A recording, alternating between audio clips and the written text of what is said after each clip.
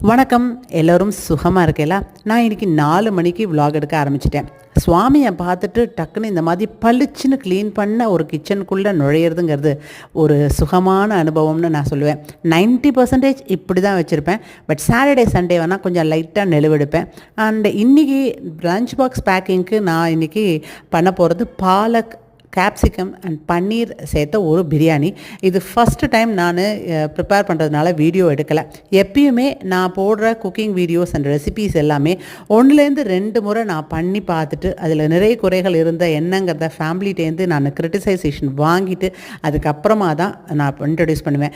சும்மா first time நான் பண்ணினேன்னு சொல்கிறதுல எனக்கு எந்த பெருமையும் இல்லை. ஏன்னா நாம் கொடுக்குற அளவுகளும் சரி, செய்து பார்க்குறவங்களுக்கு அது ஈஸியாக இருக்கணும், நல்லாவும் இருக்கணும்.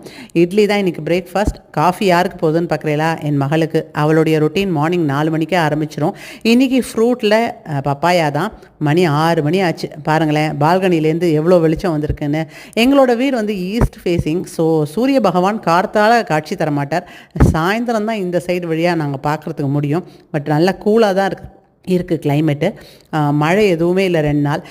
இந்த பிரியாணி வந்து கொஞ்சம் நான் வந்து வாட்டரியாக தான் பண்ணுவேன். ஏன்னா அவளுக்கு வரன்னு இருந்தால் பிடிக்காது என் மகளுக்கு. அண்ட் பொடி இட்லி தான். ஸோ லஞ்ச் பாக்ஸு சூப்பராக நம்மளுடைய டைனிங் டேபிளுக்கு போய் அமர்ந்தாச்சு. ஸோ உங்கள் வீட்டில் என்னங்கிறத கமெண்ட் பாக்ஸில் கமெண்ட் பண்ணுங்கள்.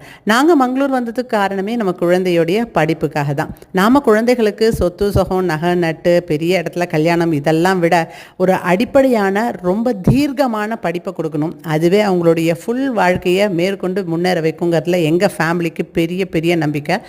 எனக்கு ரொம்ப பிடிச்சது இந்த பைக் ட்ராவல் தான். காரெல்லாம் ஓட்ட தெரியும், இருந்தாலும் இந்த பைக்கில் போகிற ஒரு சந்தோஷம் இருக்குது பாருங்கள். ஃப்ரெஷ்ஷான காற்று அப்படியே மூஞ்சில் அடிக்கும்பொழுது ஆஹா, அந்த ஒரு அனுபவத்தை அனுபவிச்சாதான் தெரியும். நான் நல்லா பைக் ஓட்டுவேங்கிறது என் ஹஸ்பண்ட்லேருந்து சர்டிஃபிகேட் வாங்கியிருக்கேன்னா பார்த்துக்கோங்களேன்.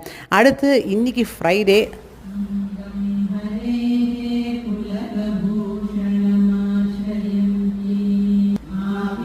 கனகதாரா சோஸ்திரமும் சஷ்டி கவசம் படிக்கிறது என்னுடைய வழக்கம்.